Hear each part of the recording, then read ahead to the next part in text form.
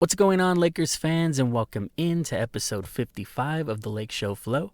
I am your host, Gio, as the Lakers have now extended their win streak to 5 games. They are second in the West at 7-2. It's been a while since I put out a video, so I got a lot to get into, a lot to cover, including that 5-game win streak that I mentioned, what it shows us about the team, the amazing win they had against the Trailblazers without Luka and without Reeves. That was literally the Nick Smith game, and Nick Smith Jr. to be exact. But so much to get into. But before I get into it, I just want to say, if you're new here or you've been here, please leave a like on the video, share it with your friends, leave me a comment, let me know what you think, and subscribe to the channel if you are new. But as I said, the Lakers are riding hot right now on a 5-game winning streak. They just beat another team that was playing really well, the San Antonio Spurs, who have someone that I'm sure is hard to miss. You guys all know who Victor Wembanyama is. He is 7'6", I think now, maybe 7'5", I don't remember, but he's a tall dude, and the Lakers made him, everyone calls him an alien. The Lakers made him look human, and they weren't the first team to do it. The Phoenix Suns actually were the first team to really lock in and lock down Wembanyama, and it seems like they pretty much laid out the blueprint. And I mean, not to take credit away from JJ Redick and the coaching staff with the Lakers, but it seemed like they kind of took the blueprint and put their own little spin on it, right?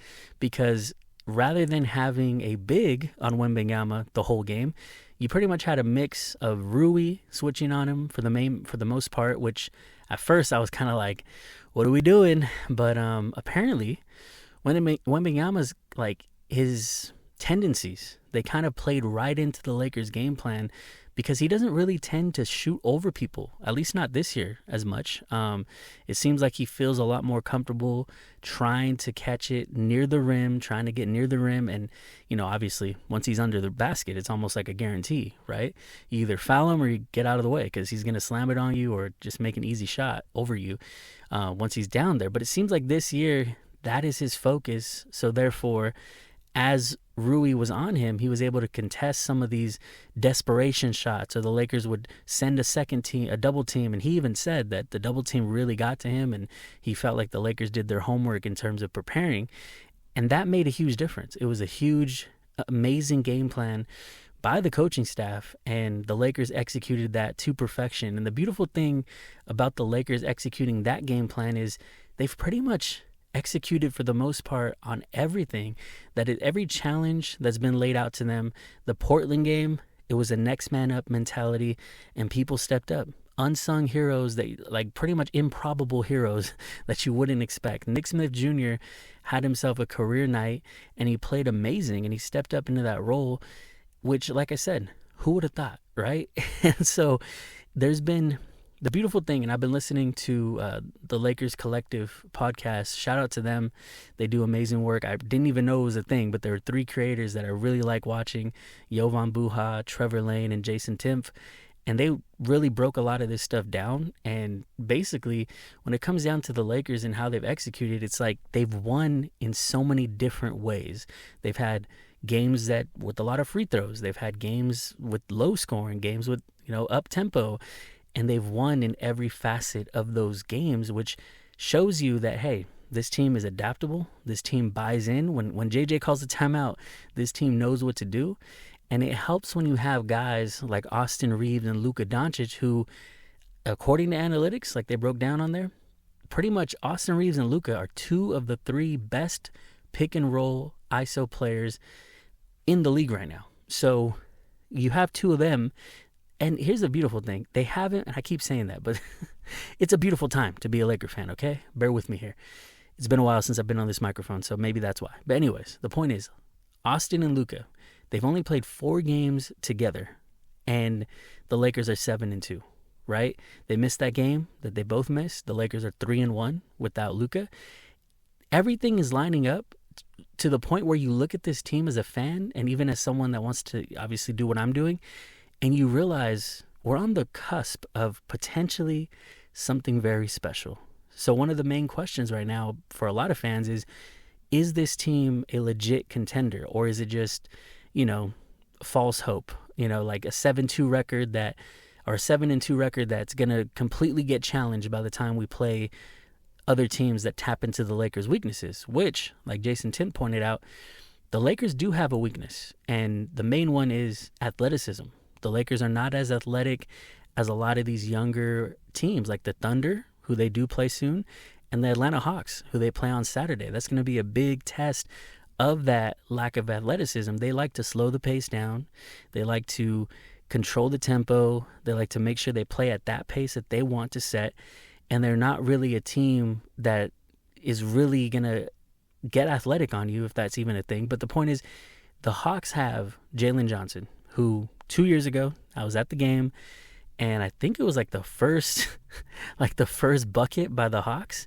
Jalen Johnson goes up and posterizes Austin Reeves. It was a sad moment to be a fan in the arena that day. The fans all reacted the same way, with just a gasp of like, holy shit, like Austin might be dead. Obviously in a joking manner. But so that happened. And then they also have Dyson Daniels, who's a two-way athletic, he's really good. And so I think those two players alone bring a different edge to the athleticism department that the Lakers happen to be lacking in. So that'll be a test that they have to pass. And then you have a team like the OKC Thunder, defending champions. You got Shai Gilgeous-Alexander. I don't think Jalen Williams is playing, but if he is playing, that's another guy you got to worry about. You got Caruso. You got these guys that are just more athletic than the Lakers' main players. So you're going to see it firsthand. How do the Lakers adapt to that one? Because that one, those games will actually tap into that one weakness that the Lakers do seem to have, at least on paper. Now, when it comes to them playing the way they are, they have exceeded and raised their floor and raised their ceiling right before our eyes. And we talk about guys like Austin Reeves, who's, like I said in a couple podcasts ago, he's already shown that there was another level hidden that we haven't seen yet that is surprising everybody. He's averaging over 30 points a game right now. He's had magnificent performances. He's had a 50-point game, and Luka hasn't, which, I mean, technically Luka would have had a 50-point game, but the game didn't go long enough for him to, competitive-wise, for him to have to score 50. But he had a 49-point game. But the point is, we got Austin Reeves, who's taking a leap. We got Luka Doncic, who it seems like he's taking a leap. I mean, the dude, they said he is top 3. I think he's number 3 in the most games through his first games of the season. I think he's played. He's played 4 games. I think he's played like 4 games this season, and he has the most points through those first 4 games of anybody in history besides Wilt Chamberlain, who owns 1 and 2 spots. Right. That put him above Jordan, who he signed to Jordan. So it's ironic he passes up, someone that he idolized. But it's just insane, the levels of, playmaking he's been on. When his shot isn't the best, when the defenses are challenging him a lot, he's found the open guy, which is something we already know Luka can do. But the reads have been on point. They also brought up on that podcast that Austin Reeves is also showing that he's reached a new level in terms of reading off the defenses and understanding what read to make and where to put the ball, where it needs to go. That's something where Reeves probably would have turned the ball over before. Now, I mentioned the weakness of the Lakers in terms of athleticism. There's also the factor that I mentioned that Rui Hachimura, before going into this, season, or I think it was probably the second or third game I said this, Rui is pretty much the most important player while LeBron is gone, because he needs to fill the void of scoring. And I was pretty much advocating for Rui possibly being involved in a trade for Andrew Wiggins. And so far this season, he's starting to shut me up. And the numbers don't lie. Like, he's been shooting at a high clip on open shots, which you're always going to get open when you have playmakers like Luka, Austin, and LeBron when he comes back. So he's shooting at this crazy level. He's shooting like almost 70% at the rim. Like, the guy's putting the ball where it needs to be. He's making buckets. He's playing great. He played really good defense on Wemby. He hit a clutch 3 in that game, and he took a charge from Wemby, which is not easy to do. And he was one of the main reasons that team struggled against the Lakers. So Rui might have proven me wrong. Now, the question is, was I wrong, or was I just early on the problem that will arise eventually? So the thing is, Rui's playing great. He did great against Wemby. He's filling in that scoring role. He's shooting the lights out on open shots. He's shooting great on mid-range. He's doing all these things. But when LeBron comes back, he has to get suppressed a little bit. That volume gets turned down and his opportunities go down. So what are we going to need him for when LeBron is back? If he's starting alongside LeBron and he's already right now playing a similar role, at least he's not LeBron James, right? But he's playing a more quiet version of LeBron's role, because obviously he doesn't have the athleticism that LeBron still has, even in year 23. But he's also just not LeBron James. We can just say that, obviously. But he's already pretty much filling in that void. So if we have two guys that have to fill the same role playing with each other every night in the starting lineup, it's like it gets redundant, right? Like, you don't need both of them to play the same role. You need someone that's going to fill in the gaps of what LeBron maybe isn't as good at when he comes back, right? Like, if he could play close to the defensive prowess that he was showing in the playoffs last year, then that's great. But he's also not a wing defender. He's more of a post defender. So he's pretty much going to be doing some of what Rui was doing against Wemby, against Jokic, against these bigger guys, that he's at least has the athleticism on it where he can go up there and try to get a contest. He can bother them. That is what LeBron's going to basically do as a defender. That's what he was doing last year. He was not locking people down on the perimeter. So that void is still present. Even if you keep Rui, he's still going to be in the starting lineup and he's still going to be playing the same role. So therefore, they get redundant. And I think we still need to send Rui at least to the bench maybe when LeBron's back.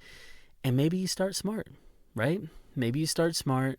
Or maybe, like Jason Timp said, shout out to the Lakers Collective once again, he mentioned that maybe at the deadline, if something comes available where you can get 80% of what Andrew Wiggins can do on this team, then you take a swing with that and you still have Rui. But I think at that point, you got to either bring Marcus Smart into the starting lineup, or you got to make a choice. You either bring Marcus Smart up, or you bring that new piece that comes in that can give you 80% of Wiggins, and you have Rui come off the bench. So either way, I think Rui is best served to make an impact off the bench to basically be LeBron, or a very, very no sugar diet version of LeBron while LeBron's on the bench. So say LeBron's the first player out of the lineup in the beginning, in the first quarter.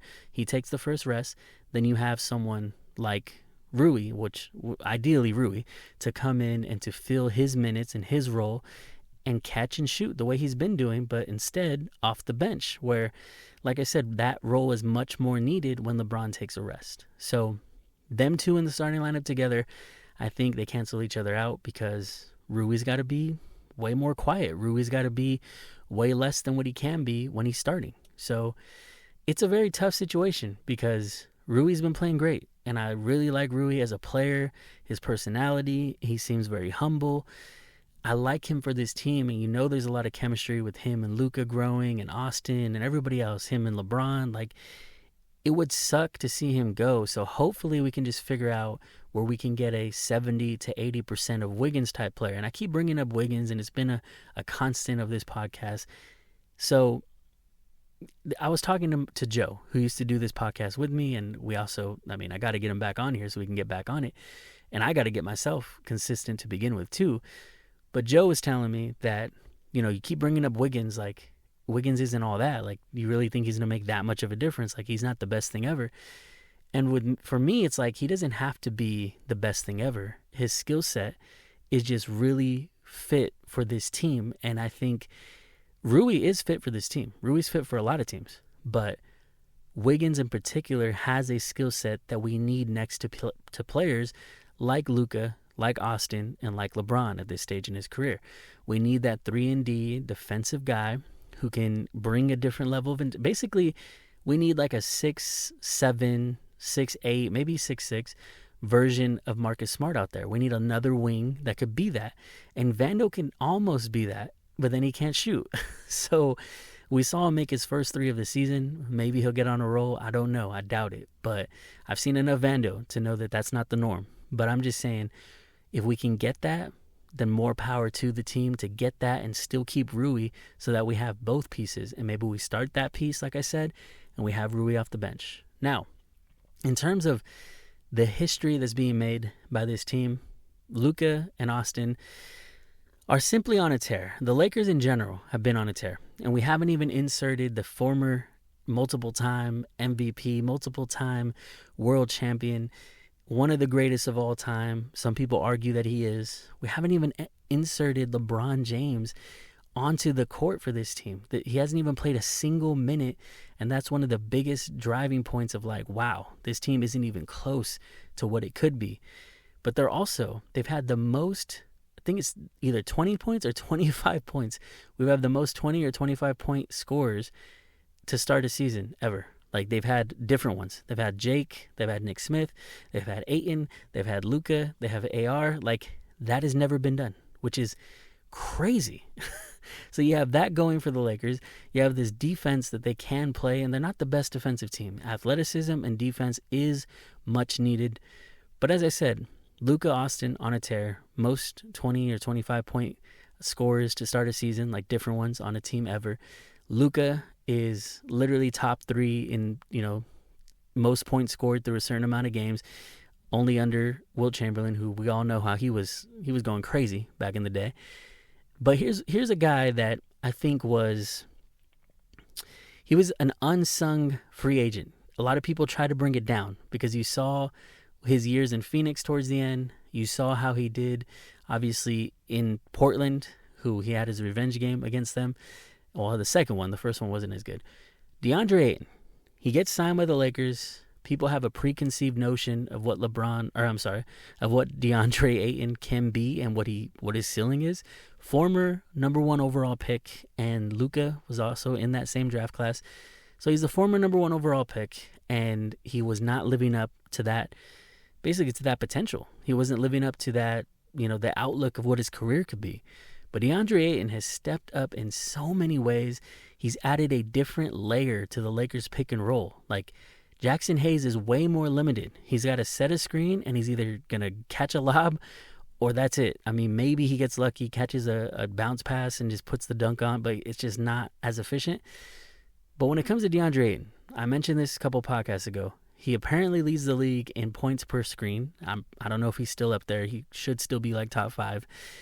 And like I said, the elements that he adds to pick and rolls is just, it's amazing for this team because he can shoot the mid-range, he can pop a floater, he's really good around the rim in more ways than one. He doesn't have to just catch a lob.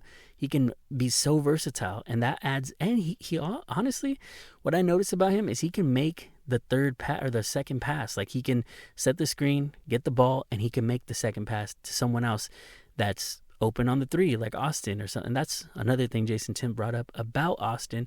He needs to be better at catch and shoot threes. We'll get into that a little bit.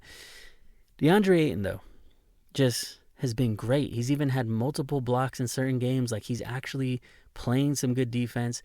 And the beautiful thing about it is he's outplayed a lot of his matchups on paper, like Wemby, like Sabonis. The Lakers have had different defensive game plans. Like, he's not going to be, when we play the Nuggets, he's not going to be the primary Jokic defender. But if the Lakers game plan works, who knows? On paper, that's his matchup, and he's outperforming these players that he's, technically it's their matchup, but it's not because he's not on him full time. But he's outperformed Sabonis so far. He's outperformed Wemby. The sky's the limit if this defensive scheme can continue to work, and that's why we still need that other, wing player I was mentioning. And I did slightly mention how Austin Reeves does need to improve on his wide open threes. The reason is, when we get LeBron James back, he's going to be a little more off the ball because he's already, when Luka's there, he's not the primary ball handler. He's going to be at least the number 2 ball handler, right?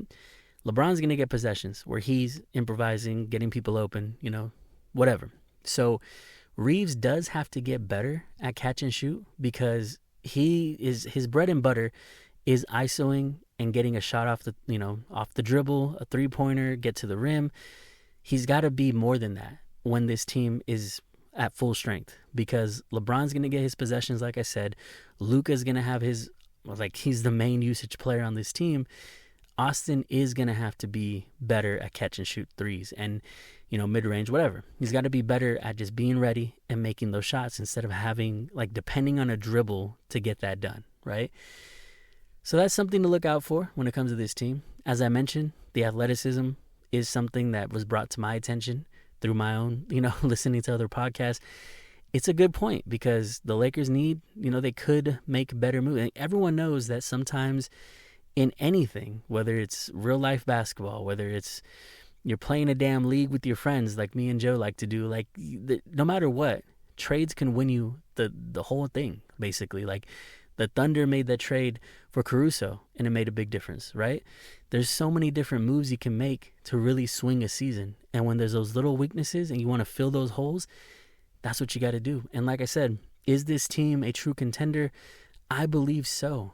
They need to get to the point, and shout out to Dan, the Lakers fan. He said, I don't want to just be contenders. I want to be title favorites. And it's hard to be a favorite. Like arguably, no matter what this season, nobody's going to be the favorite besides OKC, right?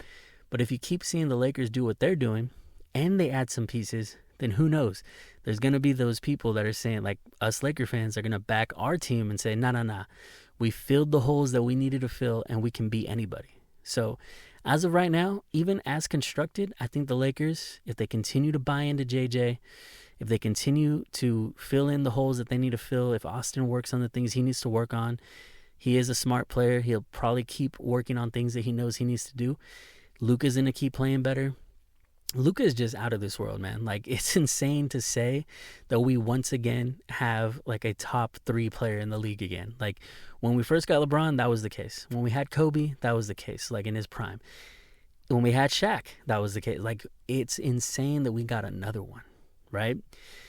I feel so good about this team. And I think the sky's the limit. Like, literally, they could do anything. Like, I think they could take this as far as they want to buy in, as far as they want to push for and strive for. And like I mentioned, JJ's got this team seriously buying in. We got Nate McMillan, we got Scotty Brooks, we got Lindsey Harding. Like, they really got these players buying in to the scheme, to the winning culture.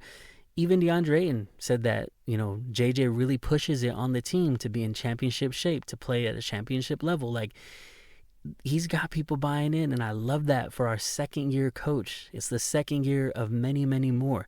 We got our coach. We got our franchise player. We got one of the GOATs, LeBron James. We got a scrappy defender, a glue guy like Marcus Smart. We got pretty much our young homegrown talent in Austin Reeves, who's on the rise still. We got DeAndre Ayton, who is just a castaway, like forgotten number 1 overall pick that's already playing. Like, he can really do great things here. Sky's the limit here. And we got much more that I didn't even touch on when it comes to this team. I didn't want to go through every player one by one, but we have a lot of players on this team where it's hard to not get excited, to not really understand. Like, it's hard to not be in the moment and just take a step back and say, wait, hold on. I'm in the moment, but let me look at this non-bias, right? Like, when I take a step back and I'm like, what are other people saying about the Lakers? And obviously people are always going to hate, right? But to take a step back and say, oh no, this is for real. Like, we got something here. Like, the league is on notice right now.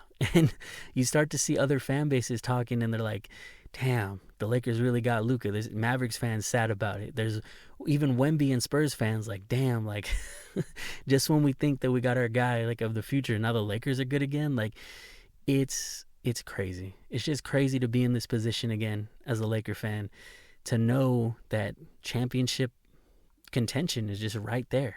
And it's there once again, just right there for the taking. And I think no team in the league really scares me, right?